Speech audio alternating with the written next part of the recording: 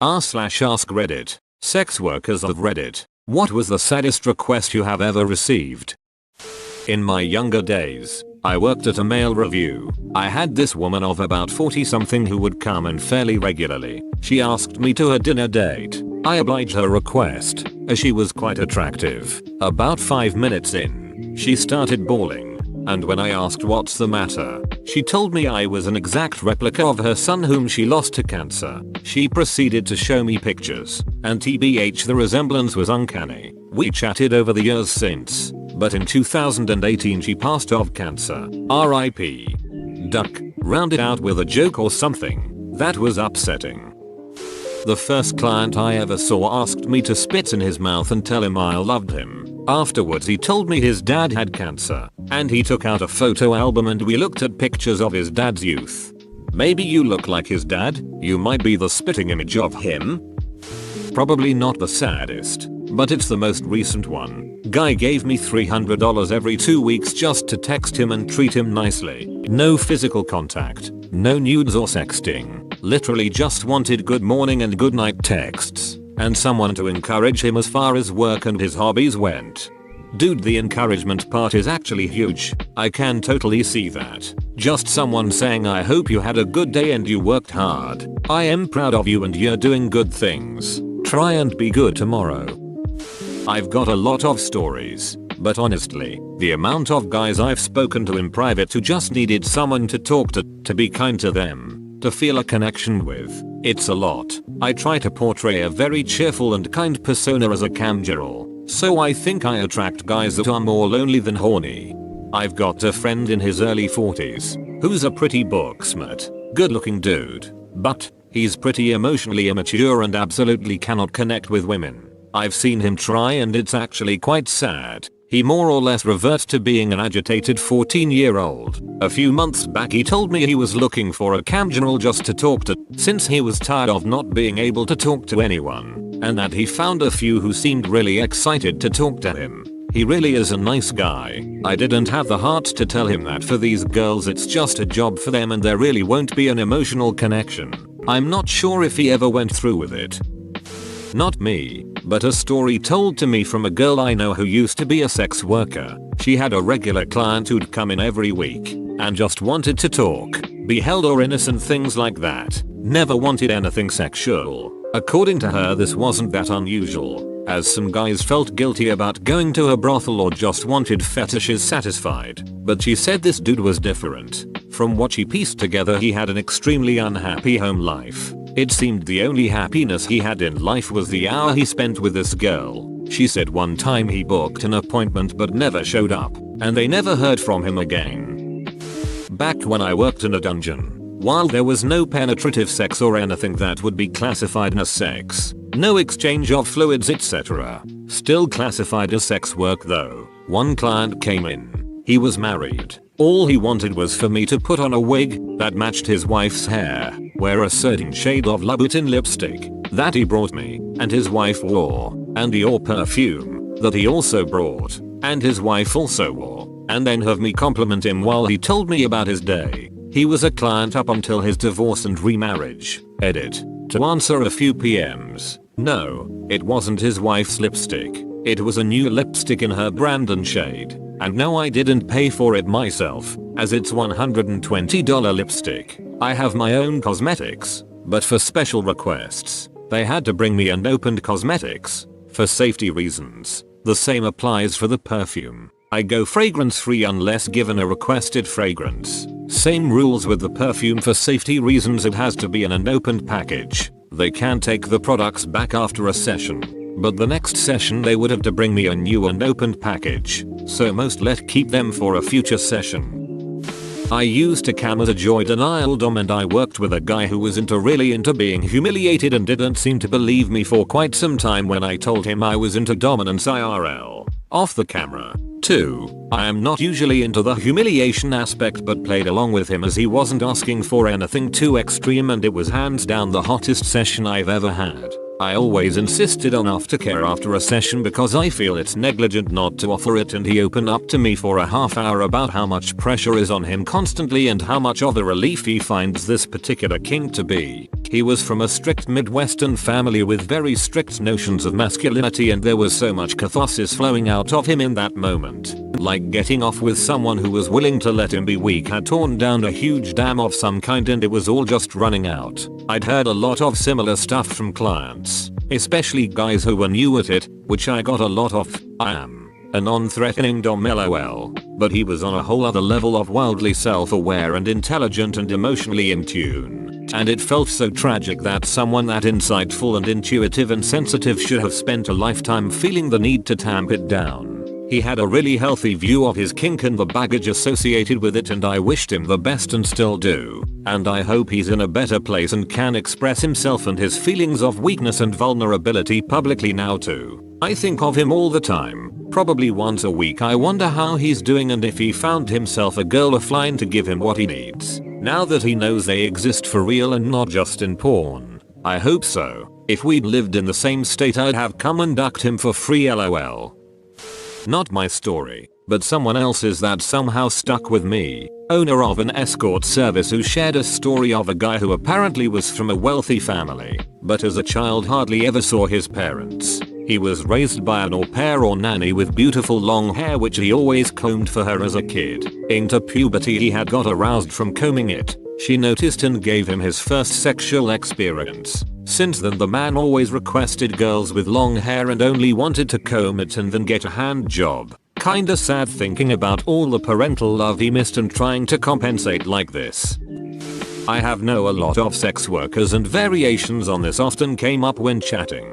Mentioned a few times already about people just wanting to be held happens a lot. It's not viewed as sad at all. There are dozens of stories I heard that were sad in different ways, but the two that stand out are about a fairly young Australian guy who got his new friend for the evening back to his room, and when she was checking him in the shower she seen his junk was a disaster zone. She said it was all a swollen lump. He did not want sex. He wanted her to push pencils down his penis. She refused to even touch him and he started crying. The other story I remember is about a middle-aged European guy who, when he got someone back to his room, would make phone calls during sex. He would call his wife and kids and talk while in the act. He would call at weird times and say he could not sleep and he wanted to hear their voices. He could not do anything until he made a call and started acting the good husband and father. BTW, I was told this story by more than one person. He did it a lot. I'm a guy who shoots porn, so technically a sex worker. I've got some requests of PH users who sent me some messages. One guy just wanted me to shoot a girl who would say, "Hi, John. I changed the name. I love you, John. I miss you, John," and so on. I guess this guy has nobody who talks to him. My name is John, and I hate every single one of you. Username checks out. Was asked to just hug a girl on my chest, occasionally kissing her forehead. Her brother died in a car crash I think, and she had no one else. Edit. Wow, didn't expect this to get so many upvotes. Thanks guys. Edit 2. My highest upvoted comment. Thank you guys so much. 3. Edit 3. Thank you so much for the awards, generous strangers. 3. I once had someone who gave me $250 a week to just talk and smoke weed with him. No sex at all. He was very lonely because his wife passed and just wanted female company. One day he broke down during one of our hangouts saying how much he wished his wife was here. I just let him cry while I held him. I'm high RN and this hit me directly in the feels. This is a different kind of interaction of similar tone. And I had a phone sex client. It became clear after a few calls that I think his only interactions were online and involved giving money for attention back. I don't know if he had the means to keep this up or not, but he got very weird around the 5th call. Upset I wasn't online as much to talk. Wanted to talk all throughout the day, and when he couldn't afford it would try to haggle me lower in price. I told him that this amount isn't healthy for the mind and he should seek therapy. I was diagnosed with PTSD and had wonderful therapy that changed my life around. He got upset at me and blocked me. 2 days later, I wake up to text messages asking me to take him back. He sent photos of the front and back of all of his credit cards to prove he was serious. I felt so bad for him. former escort here. I didn't do it for long. Had a few clients who were nice, a few who were weirdos. Pretty standard stuff. One evening I am contacted by a guy for an evening dinner date, but wanted the whole evening. Nothing unusual there. I agree a price that means I'll stick around until breakfast, and he asks me to meet him at a restaurant I knew. When I meet him in person, I couldn't believe my eyes. This guy was gorgeous, and I mean paid model pretty. I couldn't understand why he contacted me. The man had 3 stunning women eyeing him up as soon as he entered the room. Still, he was nice and sweet, although clearly incredibly nervous. So we sat and drank and talked, ate our food and generally had a pleasant evening. He took a while to open up, so I did most of the small talk to start with, but he soon opened up and seemed like a real, genuine nice guy. Still baffled as to why this guy needed to hire a sex worker. The meal came to an end and he started to close up again.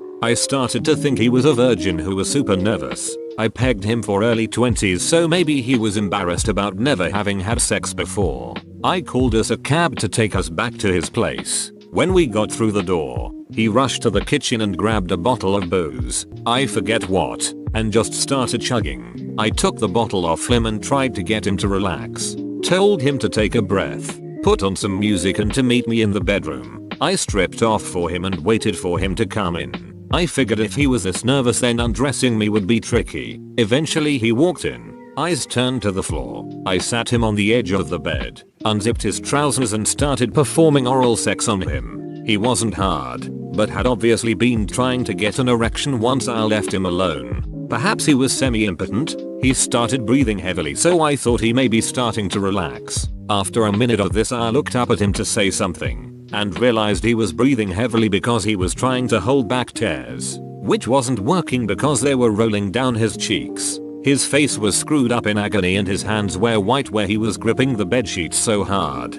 So I asked him what was wrong. He burst into tears and started sobbing uncontrollably. Turns out he was gay. He had tried coming out to his parents, and apparently his mum basically carried on like he hadn't said anything. But his dad just kept laughing, saying it was a phase. He would get over it. When he tried to convince his dad the feelings were real, his dad made him phone me. We sat and talked for hours about he had never been able to tell anyone about his sexuality, and that his parents had been the first people he confided in. He hadn't got many friends because he was worried about being bullied, and he had always known he was gay, so he had never had a girlfriend. I just cuddled him while he talked, not saying a word. When I left in the morning he tried to give me money, but I left it on his counter after he got in the shower. I wanted to text him later to see if he ever sorted things out with his parents, but at the time I felt like he might think I was weird because I wasn't his friend. I was a cool girl. A few weeks later I saw his picture on the local news,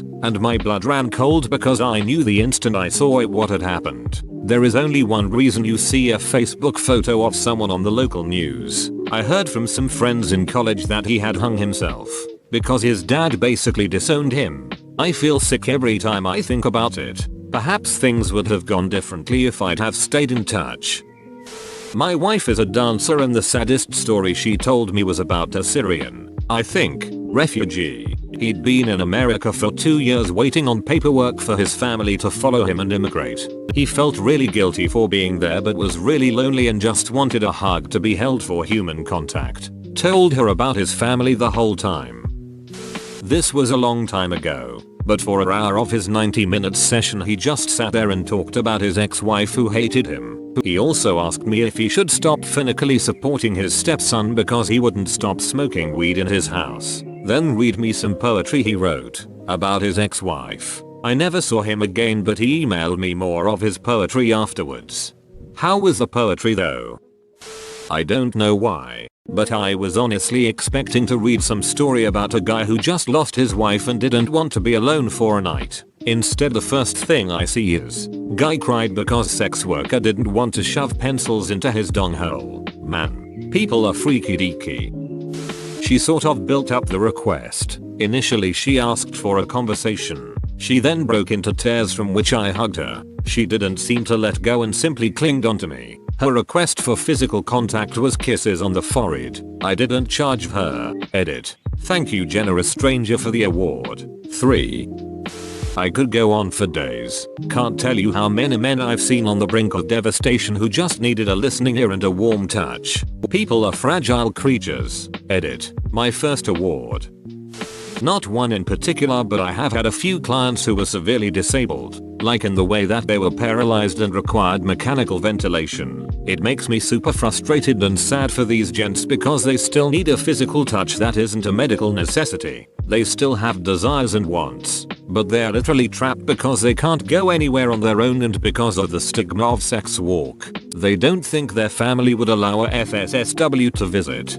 There's an indie film called The Sessions about that very subject. I was really surprised at how much I enjoyed seeing the story play out. Not necessarily a voyeuristic pleasure, but a heartfelt vibe. I've always been a huge indie film type. There's so much more real life in a project that relies on talent, rather than budget. Hello robotic YouTubers. Edit number 001. Mandatory speech of gratitude. I await platinum with anticipation. He wanted to make me the beneficiary of his life insurance, then have me go to Colombia separately from him, meet up with him and kill him erotically. I'm still not sure if he was being serious or wanted to kill me. He did say he had a degenerative disease that'd leave him completely paralyzed in a few years. And he did have me use some wire mesh condom on a big dildo up his ass until I got uncomfortable with how bloody he was getting. He wanted me to continue sanding his hole. At least he tipped really well afterwards.